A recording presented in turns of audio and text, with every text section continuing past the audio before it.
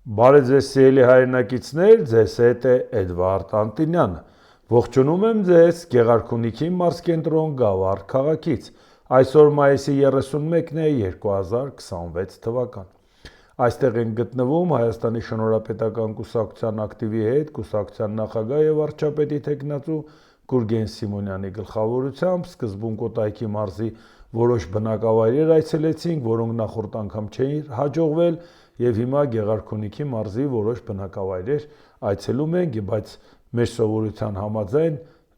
մեզ հյուրընկալեցին միտեղ մեր հայրենակիցները եւ պայման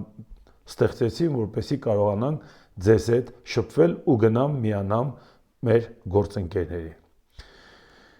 Հայաստանի հետ կապված խոսենք եւ դրանով իսկ նաեւ հասկանանք աշխարհաքաղաքական են դիրքավորումը, որի մեջ հայտնվել է Հայաստանը մեր իշխանությունների խաղեր տալու պատճառով, որովհետև իրանք բոլորին հասող քաղաքականության անունը դրել են բալանսավորված ու բալանսավորման, թե ինչն են ինչի հետ բալանսավորում չգիտենք, բայց փաստը նայենք հերթական ճնշումը Ռուսաստանից, բազմակողմանի եւ ոչ միայն Ռուսաստանից։ Իսկ հիմա Հայաստանի փոխվարչապետ Մհեր Գրիգորյանը ռուսական լրատվականին հարցազրույց է տալիս եւ պարզաբանումներ ներկայացնում իրավիճակի հետ կապված։ Հայաստանում վաղաժամ են համարում Եվրասիական տնտեսական միության հետ հնարավոր խզումից առաջացող վնասի հաշվարկումը։ Այսինքն Ռուսաստանը ամեն օր ասում է, դուք եթե այդ քայլը անեք կունենաք այս կորուստները, Հայաստանից ասում են մենք չենք էլ ուզում հաշվենք այդ կորուստները, որտեղ մենք ցանկություն չունենք դուրս գալու։ Բայց Ռուսաստանը այդ շանտաժով ասում է քո ցանկությունով չի, ես քեզ պարտադրում եմ այդ հաշվարկանը, թե ցանկացած պարագայում ես դա կարող եմ դադարեցնել, որտեղ ինձ դուրս չի գալիս նույնիսկ այն խաղերը, որ դու տալիս ես Եվրոպայի հետ։ Սա ինչ է նշանակում, մենք ինքնիշխան պետություն ենք։ Մեզ մոտ ինչ է ասում Մհեր Գրիգորյանը շարունակում է. Եվրասիական տնտեսական միության հետ կապերի խզման հարթ չկա։ Հետևաբար հաշվարկներ անելու որևէ անհրաժեշտություն այս պահին մենք չենք տեսնում։ Երևանում սթրես թեստերով կզբաղվեն այն ժամանակ, երբ այդ հարցը սուր դրվի։ Այն խնդիրները, որոնք հիմա ծագում են դեպի Ռուսաստան ապրանքների տեղաշարժի հետ կապված, կլինեն տեխնիկական բնույթի եւ շուտով դրանք չեն լինի։ Այսինքն ինքը ասում է, որ այն հարցերը, դժվարությունները, որ Ռուսաստանի շուկայի հետ կապված առաջացել են, դա քաղաքական չէ։ Հայաստանի վրա ճնշելու հարց չէ։ Ուղղակի մեր ապրանքները խոտանում են, մեր ապրանքները անորակ է կամ համապատասխան փաստաթղթերի հետ նորմալ չեն կարողանում աշխատել Ռուսաստանի նոր կանոնակարգերով վերանայումներից հետո չեն կարողանում նորմալ աշխատել, դա տեխնիկական հարցեր է, մենք կլուծենք։ Հիմա ինչ է սա նշանակում։ Ռուսաստանը համառորեն ցանկանում է ցույց տալ, որ Հայաստանը գնալու տեղ չունի։ Իսկ հիմա մենք դրա հետ համաձայն ենք, թե չէ։ Պատկերացրեք, որ հիմա Ռուսաստանի շանտաժին ենթարկվենք։ Ինչ է տեղի ունենալու։ Ռուսական շուկայի կորուստը կարող է Հայաստանին զրկել ելակի արտահանումից ստացված գրեթե ամբողջ եկամուտից։ Ռոսսելխոզնadzորը հայտնել էր, որ մայիսի 30-ից սահմանափակում է Հայաստանից պտուղ բանջարեղենի, այդ թվում ելակի ներկրումը։ Գերատեսչությունից պարզաբանել էին, որ որոշումն ընդունվել է Ռուսաստան հայկական պտուղ բանջարեղենի մատակարարումների ժամանակ խախտումների հաճառակի դարձած դեպքերի պատճառով եւ բուսասանիտարական բարեկեցության ապահովման նպատակով։ Եթե դա իսկապես քաղաքական որոշում է եղել եւ մեր ապրանքը որակով է, ինչու չենք լսում Հայաստանի համապատասխան կառույցներից կարծիք, որ էս ինչ եք խոսում, մեր ապրանքը անորակ չի, մենք դա ստուգել ենք, համապատասխանում է ստանդարտին։ Եթե այդ ապրանքը անորակ է ու բանը Ռուսաստանը պարզապես աչք էր փակում, անորակ ապրանք էր ստանում, միայն Հայաստանի հետ նորմալ հարաբերություն ունենա, իսկ հիմա անորակ ապրանք չի ցանկանում ստանալ, դա ոչ թե քաղաքական ճնշում է, այլ ապտակ է անհասկացողներին, որ դուք եթե այսօր, այսքան տարի հետո այնպիսի ապրանք եք արտահանում, որը նույնիսկ ռուսական շուկայի համար է անորակ, դուք մեր տնտեսությունը ո՞նց եք զարգացնելու։ Իսկ այդ անորակ ապրանքը չենք մենք ուտում։ Ավելի անորակը չենք մենք ուտում, մեջների որակովն է գնում Ռուսաստան, քանի անգամ պետք է այս հարցը բարձրացնենք։ Դե ասեք, որ ռուսները ստում են, ասեք, որ մեր ապրանքը որակով է։ Անցած տարվա 11 ամիսներին Հայաստանը Ռուսաստանի Դաշնությունը արտահանել 12 միլիոն եւ 14 միլիոն դոլարի ելակ, իսկ հատապտուղների ընդհանուր արտահանումը կազմել է 12,51 միլիոն։ Այսինքն այս ամբողջը վտանգված է, բայց վտանգված է որակի պատճառով։ Նորից պարզաբանենք, այնպես չի, որ Ռուսաստանը կարող էր եւ այդ անորակության վրա աչք փակել, բայց հիմա չի ցանկանում փակել, բայց դրանից մեր հարցը չի լավանում։ Մենք անորակ ապրանք ենք արտադրում, եթե ոչ բացատրեք, ինչի ենք մենք որակով ապրանք արտադրում եւ խնդիր ունենք ռուսական շուկայի հետ։ Բելարուսի նախագահ Ալեքսանդր Լուկաշենկո, դե մենք լավ գիտենք, որ Ալեքսանդր Լուկաշենկոն ինքնուրույն գործիչ չէ, եթե ինքը դա ասում է Պուտինի որպես ճուտիկ, ինքը ասում է այն, ինչ որ կուզենար Պուտինն ասել, բայց ինքը չի ասում, իր փոխարեն ասում են։ Մենք ճնշում չենք գործադրում ժողովրդի վրա, առավել եւս հասկանում ենք, որ այստեղ քաղաքական խաղ է։ Վաղը Հայաստանում ընտրություններ են, բնականաբար այս ամերը պտտում են ընտրությունների համար, բայց Հայաստանի ղեկավարությունը զուր է այդպես վարվում։ Սա հասնում է Եվրասիական տնտեսական միության նվաստացմանը։ Եվ ԵԱՏՄ անդամները բոլորը միաձայն համաձայնեցին դրա հետ, հայտարարել է Լուկաշենկոն։ Հայերը պետք է շատ զգույշ լինեն, որպեսզի Աստված մի արասե չկրկնեն այն, ինչ տեղի ունեցավ Ուկրաինայում։ Ուկրաինայում ամեն ինչ հենց այդպես էր սկսվեց։ Դուք դա հիշում եք, որպեսզի նրանք հայերը, որոնք նոր են դուրս եկել մի պատերազմից, դրա հետևանքով չհայտնվեն ծանր իրավիճակում։ Պետք չէ շտապել, պետք է պարզապես մտածել, պետք է իմաստուն մարդիկ լինել, ասել է Լուկաշենկոն, նման քայլ անելուց առաջ հայ ժողովուրդը պետք է շատ լրջորեն մտածի։ Ահա միակ բանը, ինչին ես նրանց կոչ եմ անում։ Ժողովուրդը կարտահայտի իր կարծիքը, մենք կհամաձայնենք դրա հետ։ Հիմա հասկանանք։ Այն որ Լուկաշենկոն ասում է, սա նոր չի, Ռուսաստանից էլի պաշտոնյաներ են այս նույն միտքը արտահայտել, բայց հարց Հայաստանը կգնի Ուկրաինայի վիճակի մեջ, ինչ է սա նշանակում։ Կհայտնվի մի պատերազմից դուրս եկել, բայց նորից կհայտնվի պատերազմի մեջ։ Ում հետ կհայտնվի պատերազմի մեջ։ Ռուսաստանի։ Ռուսաստանն է պատրաստում Հայաստանին պատերազմ հայտարարել, թե Ռուսաստանը ուզում է ասի, որ եթե ես չլինեմ, Ադրբեջանը կհարձակվի Հայաստանի վրա եւ նոր պատերազմ կսկսի։ Այդ դեպքում հարց, Նիկոլ Փաշինյանն ասում է խաղաղության հարցը պետք է լուծել ռեգիոնալ շրջանակներում, մենք պայմանավորվել ենք Ադրբեջանի հետ, Ալիևը խաղաղությունը երաշխավորել է, խաղաղությունը պետք է լինի փոխշահավետ, Ալիևի հետ ոնց որ թե ապրանք ենք փոխանակում եւ դա շահավետ։ Այգե մենք չենք հասկանում, թե ինչ ասել է փոխշահավետ խաղաղություն, եթե մեկը ցանկանում է քու տարածքին տիրանա։ Ինչա պետք է համարի փոխշահավետություն, որ մի քիչ ապրանք է քո վրա վաճառում, կամ էլ որևէ երկրի ապրանքը մտցնում է քո տարածք, տրանզիտ։ Իհարկե դա լուրջ չի, բայց հարցը այլ է։ Այսինքն Ռուսաստանն ասում է, որ եթե ինձանից դժգոհ ես կամ ես քո հետ պատերազմ կսկսեմ, որտեղ Ուկրաինայի պատերազմը Ռուսաստանն է սկսել, կամ թույլ կտամ, որ Ադրբեջանը պատերազմ սկսի։ Այսինքն Ռուսաստանն է որոշում Ադրբեջանի պատերազմը։ Նիկոլ Փաշինյանը այստեղ ասելիք չունի, որ ինչ է նշանակում Ուկրաինայի օրը ընկնելը, ինչ է նշանակում։ Ում կողմից ենք Ուկրաինայի օրը ընկնելու։ Ադրբեջանի հետ, որի հետ պատերազմել ենք, այսինքն խաղաղությունը մեզ պետք է երաշխավորի Ռուսաստանը, որին մենք չենք հավատում, եւ երկրորդ Ռուսաստանը պետք է մեզ հետ պատերազմ սկսի։ Այդ դեպքում հարց, ինչի դիմաց, ինչի համար։ Ինչ ենք մենք իրան արել։ Մենք ընդհանրապես որոշում ենք որպես ինքնիշխան պետություն մեր երկրի ապագան։ Այն դեպքում, երբ որ մենք գիտենք, որ մեր իշխանությունները հաստատ Եվրոպա գնացող չեն, ընդհանրապես նույնիսկ այդ իրա փոքրիկ խաղիկները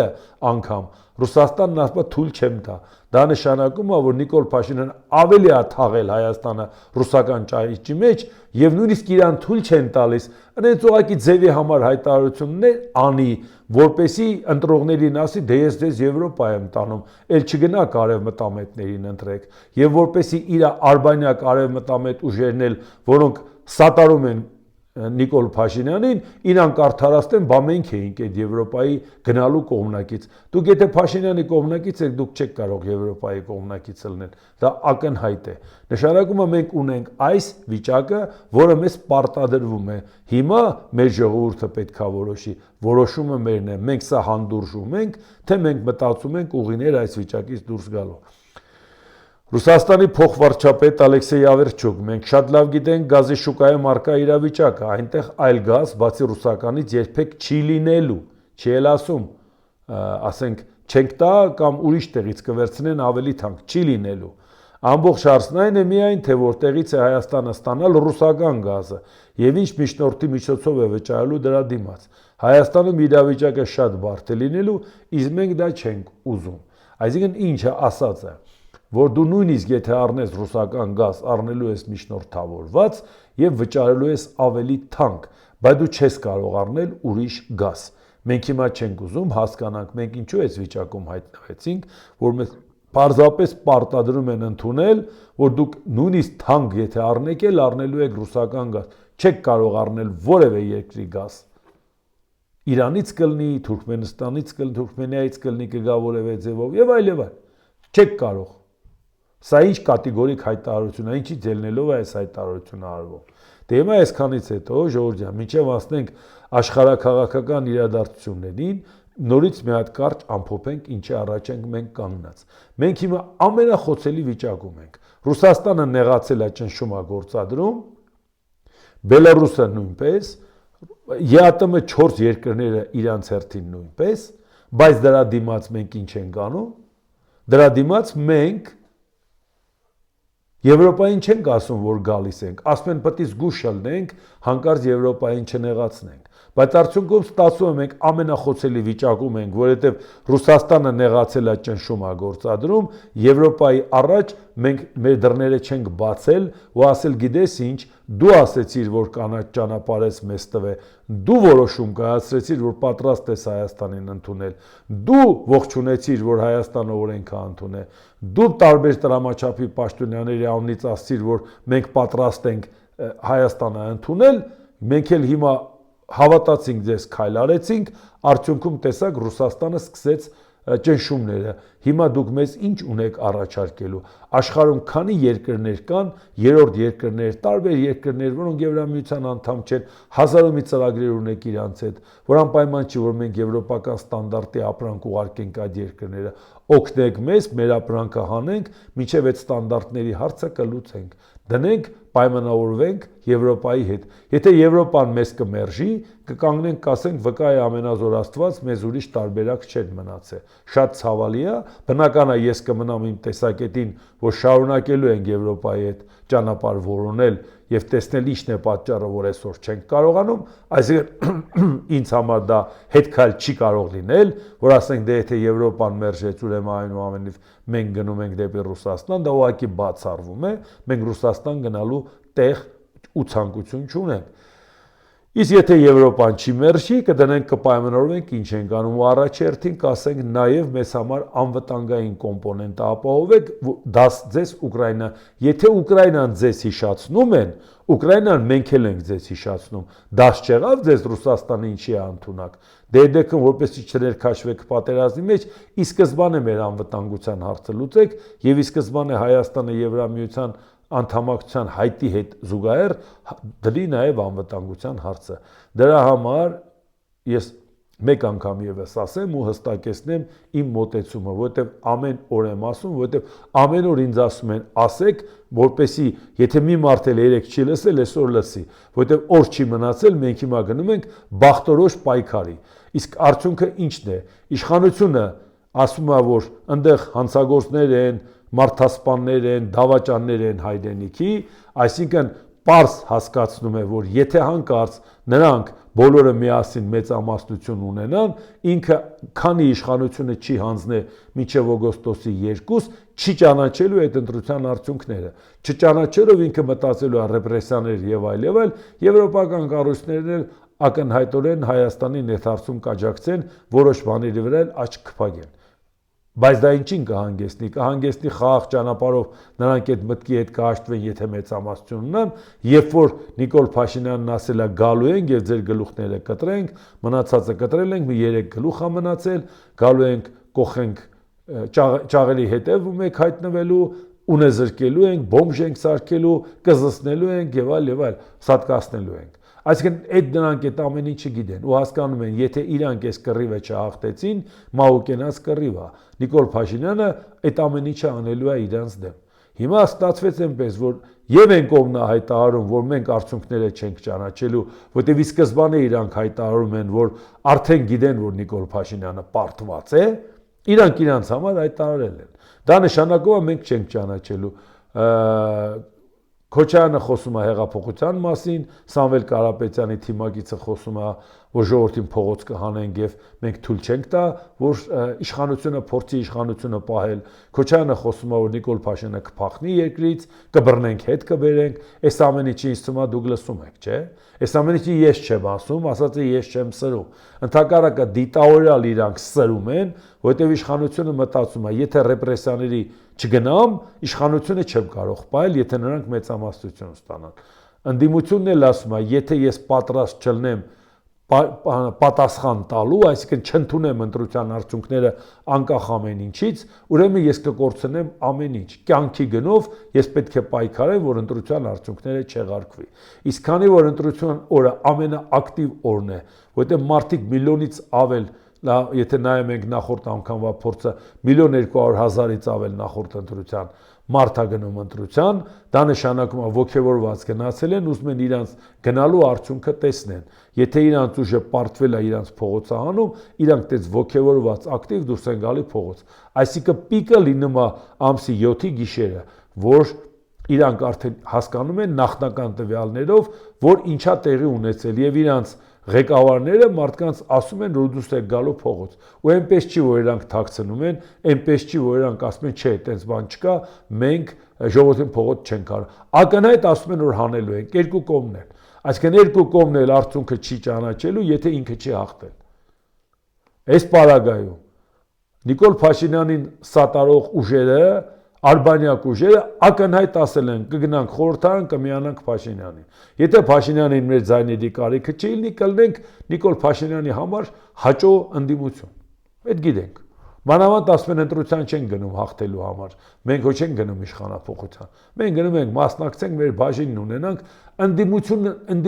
ընդդիմափոխություն անենք, այսպես ասած։ Իսկ ինչ ասում ռուսամետ ուժերը։ Ռուսամետ ուժերը ակնհայտ ասել են, ով շատ ձայն ստանա միանալու ենք, այսինքն դա Ռոբերտ Քոչարյան, Գագիկ Ծառուկյան, Սամվել Կարապետյան, եւ այն արբանյակ ուժերը, որոնք որ Սամվել Կարապետյանին նախկին չեն համարում, ակնհայտորեն եթե իրանք շեմը հաղթահարեն ու իրանք ձայնից կախված լինի ընտրությունների արդյունքները, կառավարություն ձևավորելը, ակնհայտորեն կմիանան Սամվել Կարապետյանին։ Կա մի բան, որը անհասկանալի է մեր հասարակությանը։ Կա մի բան, որ այս պարագայում եթե այս ուժերը միավորվեցին, դրան գումարվեցին արբանյակ ուժերը, որի դեպքում իրանք ծանրակշիռ թիվ ունեցան, ակնհայտորեն տանելու են բախման։ Այսինքն առավոտի ծիրիգու Նիկոլ Փաշինյանը խաղաղությունից է խոսում, սրտիկներ է ցույց տալիս, բայց երաշխավորում է խաղաղությունը Ալիևի անունից, բայց եթե հանկարծ ընտրության արդյունքները Ալիևի սրտով չլինի, երաշխավորում է Ալիևի անունից երկրի ներսում քաղաքացիական պատերազմ։ Այսինքն դրսից պատերազմ չի լինի, բայց դրսի հովանավորությամբ ներսում պատերազմ կլինի։ Կա մեկը, որ չի հասկացել ինչա կատարվում։ Եվ դրա համար ես ակնհայտորեն ասում եմ, հարգելիներս, առանց sense լղոզելու, առանց ինչ-որ ներփերանգների, առանց բանի, հստակ միակ ուժը, որը ի սկզբանե կանգնելու ասել, չենք միանալու ոչ նրան, այսինքն որի պարագայում մեր ձայներով չի լինելու, որ գնաս ընտրության, մենք միանանք նրան, նա դառնա կառավարություն ձևավորի, կամ մենք միանանք նրան, նա կառավարություն ձևավորի, բայց դա նշանակում է ամսի 7-ին հենց մենք որոշեցինք միանալ, ամսի 7-ին բախումը պատրաստ է, երկիրը գնում է քաղաքացիական պատերազմի։ Դրա համար ի սկզբանե ասում ենք ամսի 7-ը մոռացեք, Ձայն տվեք այնքան Հայաստանի շնորհապետական կուսակցությանը, որ ոչ մի պարագայում, ոչ այս թևը, ոչ այն թևը չկարողանա ստանա մեծամասնություն եւ ամսի 7-ը մենք բարեհաջող հաղթահարենք, որտեղ ժողովրդին ով պետք է ասի դուս եկեք փողոց, պայքարենք մեր տեղի համար։ Ժողովրդին ինչ ես ասելու, դու չես հաղթել, ինչ ես ասելու։ Եթե գնալու է process, երկրորդ փուլ ասած, այսպես ասած, որ պետք է մտածեն մեկ ուրիշը կոալիցիա կազմի, բանակցություններ եւ այլ, մենք առաջի ալիքը կոտրելուց հետո, որ մարդիկ հասկանան ինչ կատարվեց, այդ շոկից դուրս գալուց հետո, որ դրանից չօգտվեն նաեւ կոնկրետ օրը ամսի 7-ին, նաեւ մեր հակառակորդները, այդ տվյալ դեպքում համարեք, որ Ռուսաստանն էլ է մեր հակառակորդ, որտեղ ինքը կցանկանա դրսից, ներսի աջակցությամբ ապակայունացնելու քայլեր կատարել եւ որի պարագայում օգտվել առիթից, նույնը կարող է առիթից օգտվի նաեւ Ադրբեջանը։ Ու երբ որ իրանք ակնարկում են Ռուսաստանը, որ կարող է Ուկրաինայի օրը ընկնեք, Ուկրաինան Ռուսաստանի հետ է պայքարում։ Հայաստանի պայքարողն է լնելու Ադրբեջան, այսինքն կարող է, եթե դուրներս չեկավ ինչա կատարվում, Ադրբեջանը պատերազմ սկսի մեր թողտվությամբ, ով էր կասկածում, որ նախորդ անգամ էլ էր ձեր համաձայնությամբ տեղի ունեցել, այդպես միամիտ մարդ չկա։ Դրա համար, այո, ես հստակ ասում եմ, որ միակ ուժը, որը կարող է կանխել քաղաքացիական բախումները, այն դեպքում, երբ որ ես չեմ ասում, որ բախում լինելու է, դա ասում են իրանք, ժողովուրդ ջան։ Ես ընդհանրապես ասում եմ, իրանք ուզում են բախում։ Մի կողմը ասում է, մի կողմը համաձայնվել, ասում է, դե կտեսնենք ինչ է ալնելու։ Դուք տեսնում եք, որ դա իրանք են սրում, ես չեմ, ես ընդհանրապես ձեզ համար մեկնաբանում եմ իրավիճակը, որի պարագայում Հայաստանի շնորհապետական կուսակցությունը, որ հայտարարել է ոչ մեկին չի միանա, ինչքան որ ձայն կստանա, ոչ մեկին չի միանա, այդ պարագայում որևէ մեկը մեծամասնություն չի ունենա։ Առաջի ալիքը կոտրելուց հետո միևնույնն է երկրորդ ալիք կլինի, երրորդ ալիք կլինի, մենք չենք միանալու ոչ նրան, չես կարող միանալ մի ուժի, որը տանում է քաղաքականություն, գնանք Ռուսաստանի առաջ կռանանք, հետո Ռուսաստանից առաջ կռանալուց հետո մի հատ էլ արևմուտքի ժեստեր անենք, հենց Ռուսաստանը նեղանա, մի հատ էլ գնանք կռանանք, բայց զուգահեռաբար կռանանք Ալիևի եւ Էրդողանի առաջ։ Դա մեզ համար կտրականապես մերժելի է։ Դրա մարմնավորումը Նիկոլ Փաշինյանն է։ Իսկ մյուս կողմը ասում է դուք լավ չեք անում, տանում եք Հայաստանը Թուրքիայի տակ, մոռանում է, որ Ռուսաստանի հետ նույն բաները խոստացել է Նիկոլ Փաշինյանը Ռուսաստանին։ Մենք ավելի սերտ կհամագործակցենք Ռուսաստանի հետ։ Այսինքն ռուսական ճահիճի մեջ թաղենք Հայաստանը։ Մեկը սա է առաջարկում, մեկը նա է առաջարկում։ Մենք ասում ենք մեր երկրի ապագան Եվրամիությունն է։ Ժամ առաջ, րոպե առաջ մենք կհայտարարենք, որ այո, հայտ ենք ներկայացնում Եվրամիության անդամակցության եւ կդիմենք, կասենք օգնեք մեզ թե անվտանգային առումով, թե պարենային անվտանգության առումով, թե տնտեսական անվտանգության բոլոր կոմպոնենտներով, որպեսզի մենք կարողանանք հաղթահարել այս վիճակը։ Այն Եվրոպան, որը օգնում է Ուկրաինային պատերազմի հարցում, ու չասենք հիմա Ուկրաինայում 30 միլիոն մարդ է մնացել։ 30 միլիոն մարդը 10 անգամ շատ է, քան Հայաստանում։ Գումարած նրան, բայց 10 միլիոնը, որ պատերազմի ժամանակ դուրս է եկել, այդ 10 միլիոնի Եվրոպան չի պահում։ Դուք չեք տեսել տարբեր երկրներում։ Ես համենայն դեպս տարբեր երկրներում տեսել եմ ուկրաինացիներին, որոնք տեղ են գտել այնտեղ, որտեղ նրանց համար նորմալ պայման է ստեղծել, որ նրանք ապրեն։ Չգիտեք դրա մասին։ Այսինքն 40 միլիոն բնակիչ պահող Եվրոպան այնպես օգնի, որ պատերազմի մեջ գտնվող գործնականում ոչ մի անվտանգ տարածք չլինելով Ուկրաինայում, այդ Ուկրաինան ապրում է, աշխատում է, բարիք է ստեղծում, իր հնանը ավելացնում եւ այդ պարագայում նաեւ Եվրոպայի աջակցությամբ փորձում է ստրատեգիական առավելություն ունենալ Ռուսաստանի հետ օդում եւ այդ պարագայում երկիր է պահում, որը իր տարածքով 603,000 քառակուսի կիլոմետր ավելի մեծ է, քան ցանկացած մաքուր եվրոպական ամենամեծ երկիր։ Մեծ Բրիտանիան կլինի, Ֆրանսիան կլինի, Գերմանիան կլինի, թե Իտալիան կլինի։ Նույնիսկ օկուպացված տարածքները եթե հանես, Ֆրանսիայի անդրծովյան տարածքները եթե չհանես, միայն զուտ եվրոպական տարածքը համարես, էլի Ուկրաինան ավելի մեծ է, քան անգամ Ֆրանսիան։ Էլ ինչ եք ուզում, ժողովուրդ ջան։ Չի պահում այդ երկրին։ Ռուսաստանի հետ չի պահում այդ երկրին։ Էլ ինչ եք ուզում որ անի։ Իսկ մենք այսօր պատերազմի մեջ ենք։ Մենք ընդհանրապես ուզում ենք, որ մեր անվտանգությունը երաշխավորեն եւ տնտեսական հարցը դրա համար ես ասում եմ մի շաբաթ բան է մնացել, վաղը մյուս օրը չասեք ժողովուրդ, ոնց որ լավ չբացատրեցիք ինչա կատարվում։ Ավելի լավ ոնց բացատրենք, հարգելիներս։ Մանավանդ որ դա բացատրում եմ ես, որը 20 տարուց ավել ձեր աչքի առաջ խոսել է Եվրամիության, ՆԱՏՕ-ի, Ամերիկայի Միացյալ Նահանգների հետ գործընկերության մասին, ասում եմ ես, որ այս առաջիկա ընտրությունները, որը որ տեղի ունենալու մի քանի օր հետո, դրանից առաջ երևի շատ-շատերը շատ ցանկացել են, որ ես իրանց հետ համագործակցեմ։ Ու լավ գիտեք, որ ես կատեգորիկ բացատրել եմ, որ դա մոռացեք։ Դա նշանակում է, որ եթե ես ինքս գտել եմ, որ միակ շանսը դա Հայաստանի շնորհապետական կուսակցությունն է եւ նրա նախագահ Գուրգեն Սիմոնյանը, ուրեմն նշանակում է ես իմ օրինակով ես այն ինչ որ ձեզ բացատրում եմ, ես այդ քայլը արել եմ եւ բոլորն էլ հրաշալի հասկանում են, որ Գուրգեն Սիմոնյանը միլիարդատերների Forbes-ի ցուցակում ներգրավված չէ, ոչ էլ ինքը պաշտոն ուներ, որ առաջարկեր կամից կամ իր թիմակիցներին, կամ էլ որևէ դրամական գայթակղությամբ հրավիրեր, որ մենք միանայինք դա անեինք։ Դա միայն ես ընտրել եմ նրա համար, որովհետև հասկացել եմ դա միակ տարբերակն է, որ որևէ մեկի հետ խաղեր չտաս եւ գնաս քո երկիրը այս վիճակից դուրս բերես։ Դա կարող է անել մի մարդ, որը որ գիտնական, քաղաքագետ, մտավորական ընտանիքից իր վրա որևէ բեռ չկա այս երկրի անցյալի հետ կապված։ Այս է որ հիստերիայի մեջ գցում շատերին, այս է որ մարդիկ ասում են, բա ինչու պետք է ինքը լինի, ինքը իր մասնակցությամբ Նիկոլ Փաշինյանի խաղերն է տալի, մեկն է ռուսական խաղեր, այս ամբողջը ընդհանրապես իրանք են, որ ասում են հանկարծ Հայաստանի շնորհապետական կուսակցությունը, եթե պատկառելի ձայն ստացավ, իրենց պլաններն է խախտվել, իսկ որն է իրենց պլանները, Փաշինյանի պլանները ռուս-թուրք ադրբեջանական եւ ռուսաբետների պլանները ռուսական ճահիճ։ Այս է իրենց պլանները։ Այդ պլանները իսկապես ուզում ենք խախտել։ Այո, այդ պլանները ուզում ենք խախտել։ Մի թակուն բան է դա։ Եթե կարողանում եք շառանել, անել։ Մի հատ 2 տարի առաջվա նկար, որը փորձագետ ժամանակ Գուրգեն Սիմոնյանը նկարվել է, մարդիկ իրար հետ տեղ են գնացել, հրավիրել են Բրյուսել գնան, հանդես գան, ելույթ ունենան, գնացել են ելույթ են ունեցել, եկել են։ Ինչ կապ ունի թե ելում են հրավիրել։ Հրավիրողն է որոշում։ Կարող է եթե մեկին հրավիրում են միտեղ, մի հատ էլ ասում է, ես նրա հետ չեմ գնա կամ նրա հետ չեմ գնա։ Հետ գալուց հետո էլ միտեղ գնում են հաց են ուտում։ Այս ամբողջ ընթացքում ամիսներով միլիոնների փող եք ծախսել, որ այդ նկարը պտտեք, ընենց եք պտտել արեգակնային այս բանը, այս ամբողջ համակարգով բոլոր մոլորակներով պտտել եք, միլիոններ եք ծախսել այդ նկարը պտտելու համար, բա ինչի մի հատ փաստ չեք գտնում։ Մի հատ փաստ գտեք բացի այդ նկարը, էլի։ Ասեք խաղերա տվես սրա հետ, փողա տվել էս ինչը,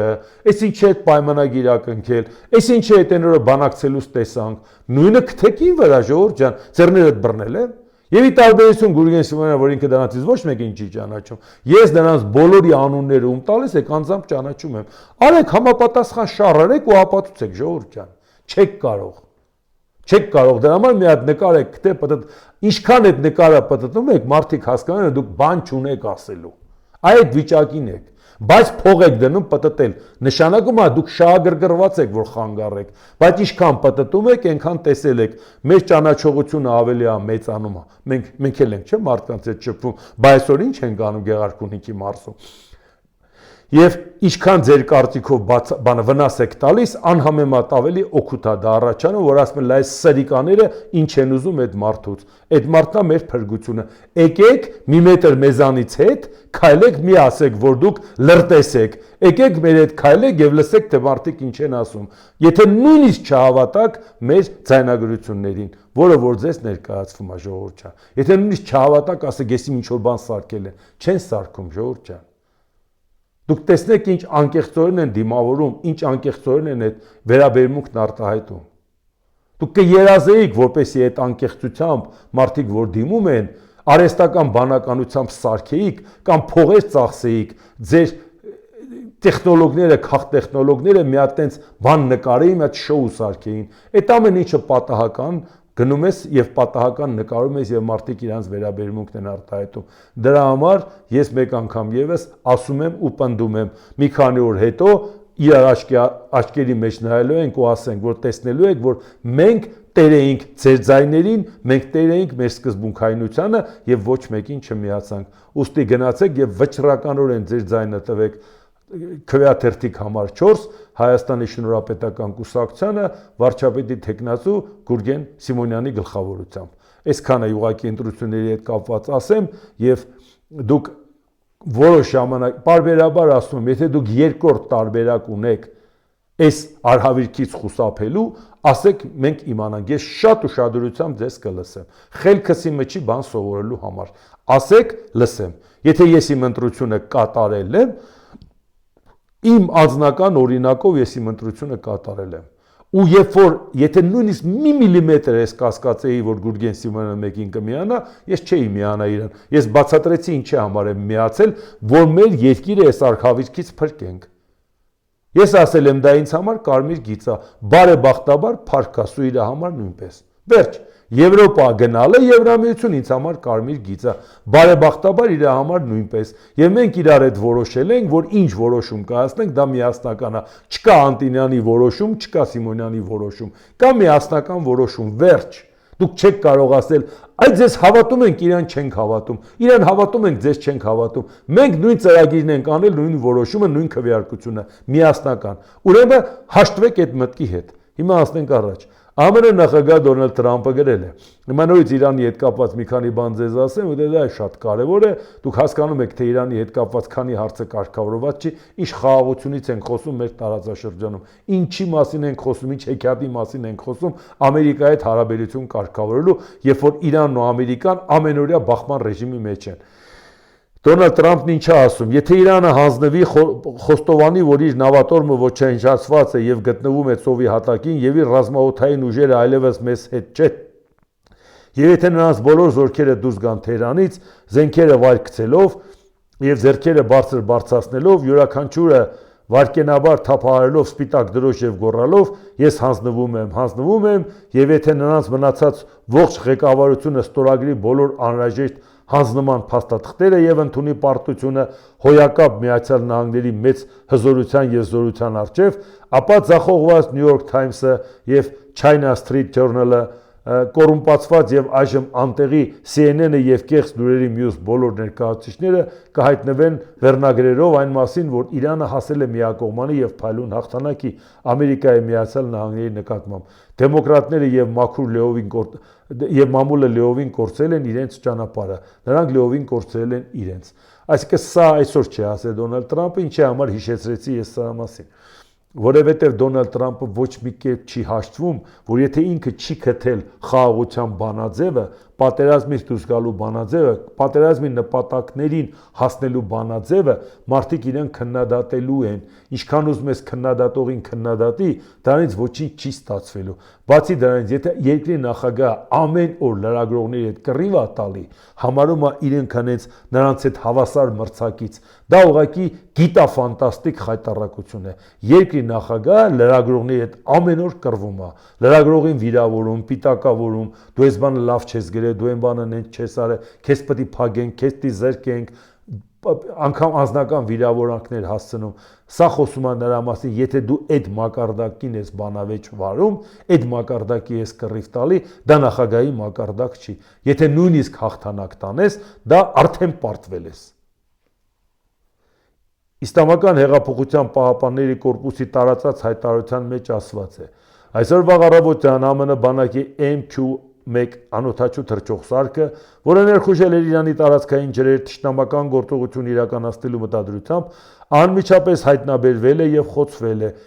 Իսլամական հեղափոխության պահապանների կորպուսի ժամանակակից հոբ համակարգի հրթիռներով ու վայր գցվել։ Իսլամական հեղափոխության պահապանների կորպուսում նշել են, որ Իրանի տարածքային ջրերի վրայի օդային տարածքը գտնվում է լիակատար վերահսկողության տակ եւ դրա ցանկացած խախտմանը կտրվի վճռական պատասխան։ Մենք այս Ամերիկայի ու Իրանի հետ ենք հարցերներս լուծել, ժողովուրդ ջան։ Ես ճիշտ եմ հասկանում, կներեք։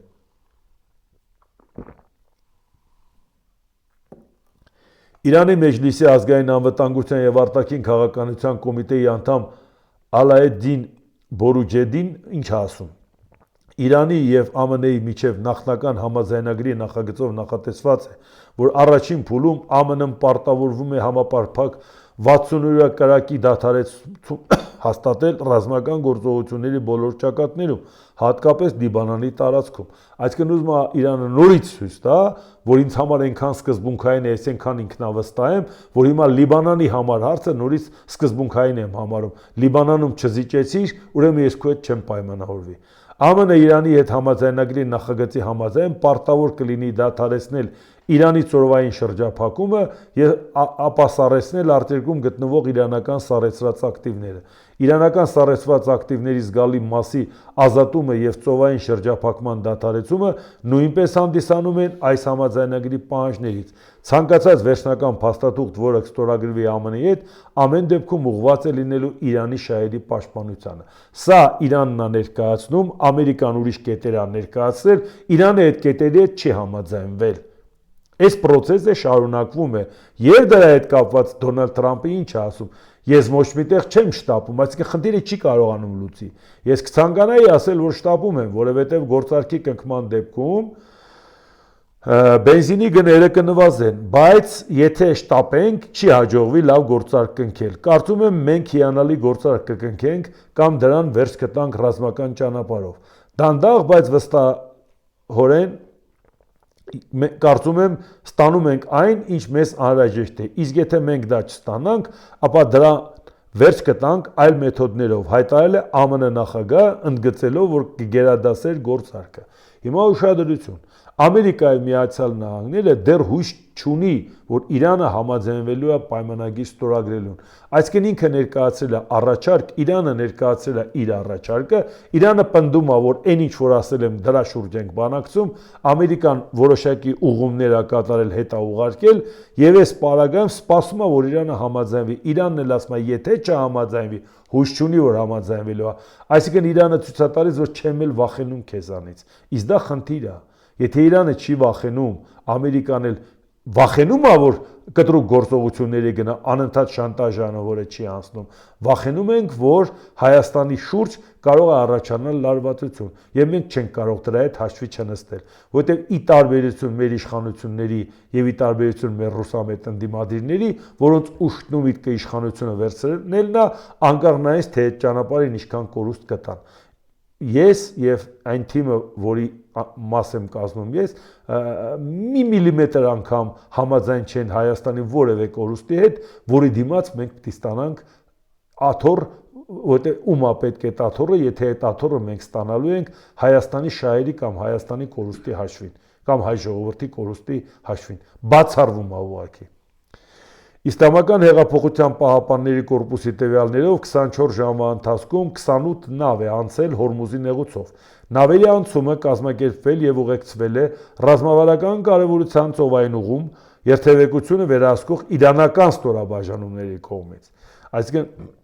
մենք ենք կարգավորումները վերահսկողությունն արել ինչ Ամերիկա։ Նշված թվի մեջ ներառվել են ինչպես նավթատար լցանավեր, այնպես էլ այլ առևտրային նավեր։ Այմա դուք տեսաք, այս է իրավիճակը, որ մենք ասում ենք, որ Իրանի հետ կապված հարցը լուծված չի, Ամերիկան ասում էր պայմանագիր չկնքես Հորմուզի նեղուցը չի բացվելու, բայց սա արդեն որ երրորդ օրն է, որ կարդում ենք, թե ինչա տեղի ունենում։